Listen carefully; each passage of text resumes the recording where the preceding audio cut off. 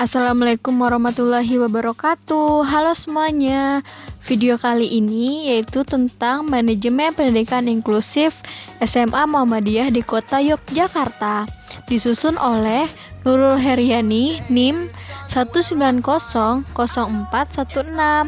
dan Anisha Pratiwi Yuliska Chandra, NIM 1905924.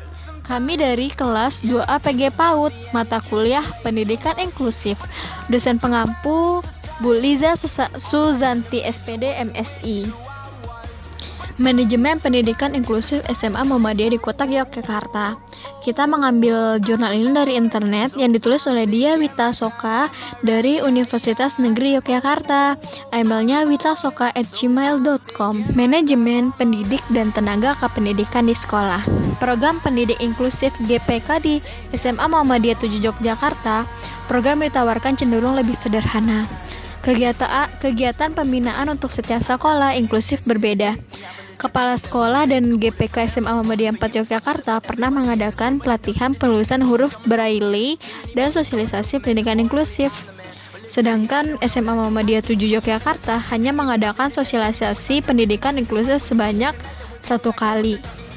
Jarangnya sekolah inklusif mengadakan pembinaan dan pelatihan mengakibatkan sebagian tenaga pendidik lebih bergantung pada kompetensi GPK. Lanjutannya, pendidikan inklusif memiliki keberagaman kebutuhan, seperti budaya dan bahasa. Tenaga pendidik pemula harus lebih siap menghadapi siswa difabel. Selain itu, tenaga pendidik juga harus siap menghadapi isu-isu terkait dengan pendidikan inklusif. Kepala SMA Muhammadiyah 4 Yogyakarta dan SMA Muhammadiyah 7 Yogyakarta juga melakukan pemantauan kinerja GPK sebagai tenaga pendamping khusus. Kepala SMA Muhammadiyah 4 Yogyakarta cenderung menilai kinerja GPK dari pelaksanaan program pendidikan inklusif dan bertanya langsung dengan siswa difabel terkait dengan keaktifannya sebagai tenaga pendamping. Sedangkan Kepala SMA Muhammadiyah 7 Yogyakarta hanya menilai kinerja GPK dari ketercapaian pelaksanaan program pendidikan inklusif yang tertera dalam laporan. SMA Muhammadiyah 4 Yogyakarta dan SMA Muhammadiyah 7 Yogyakarta belum memiliki perencanaan rutin terkait dengan adanya pendidikan dan latihan tenaga pendidik reguler di sekolah inklusif. Untuk perencanaan program pendidikan inklusif, SMA Muhammadiyah 4 Yogyakarta lebih memiliki rancangan yang jelas dan konkret dibandingkan dengan perencanaan program pendidikan inklusif SMA Muhammadiyah 7 Yogyakarta. Sedangkan untuk pelaksanaannya, SMA Muhammadiyah 4 Yogyakarta lebih banyak mengadakan kegiatan sosialisasi pendidikan inklusif berupa kegiatan keterampilan tenaga pendidik dalam membaca dan menulis tulisan Braille, dan adanya rekomendasi pihak sekolah untuk mengikutsertakan beberapa tenaga pendidik reguler mengikuti pendidikan dan latihan khusus pendidikan inklusif. Manajemen peserta didik pada sekolah inklusif. Pada tahap pertama, sekolah inklusif melakukan analisis kebutuhan peserta didik. Artinya sekolah memiliki target untuk menetapkan jumlah atau batasan peserta didik yang akan diterima di sekolah tersebut. Tahapan kedua, SMA Muhammadiyah 4 Yogyakarta melakukan kegiatan rekrutmen dengan melibatkan tenaga GPK dalam menarik peminat siswa difabel. Mengingat tenaga GPK sekolah ini memiliki jaringan di lingkungan peserta didik tunanetra, maka SMA Muhammadiyah 4 Yogyakarta memang cenderung menerima siswa difabel dengan jenis tunanetra. Tahapan berikutnya ialah pembinaan dan pengembangan diri peserta didik, terutama siswa difabel.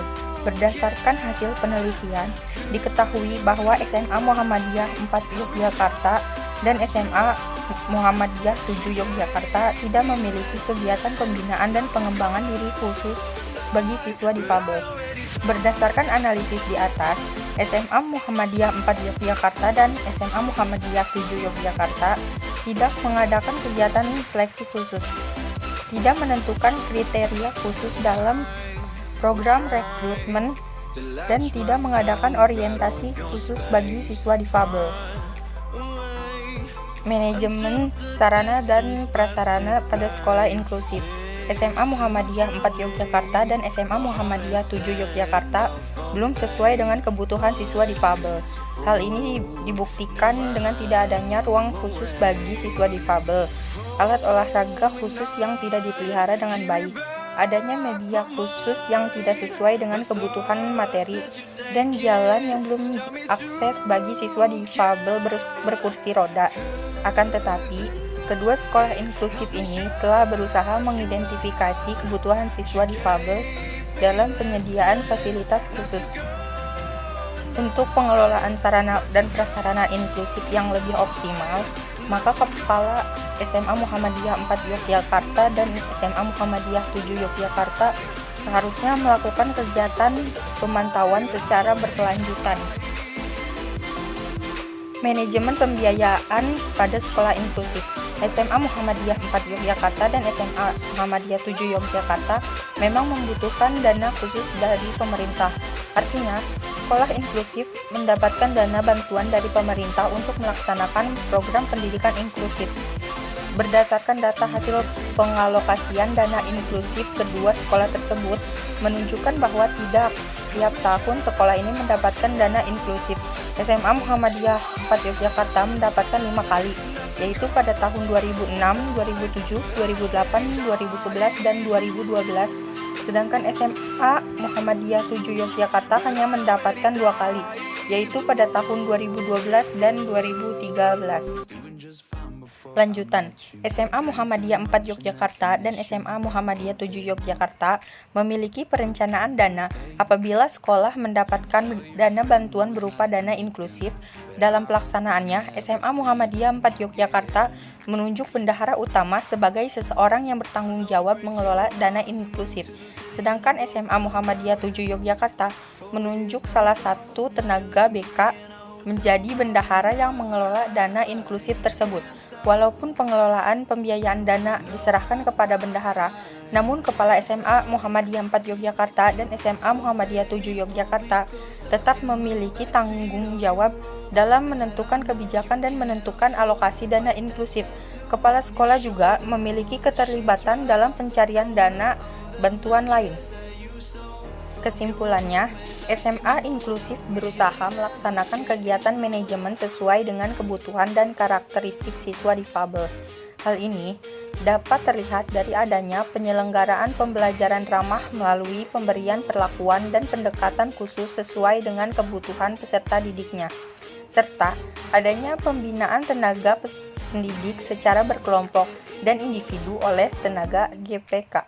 Akan tetapi, SMA inklusif ini tidak memiliki kegiatan pembinaan dan pengembangan potensi khusus bagi siswa difabel, baik melalui kegiatan kurikuler maupun ekstrakurikuler.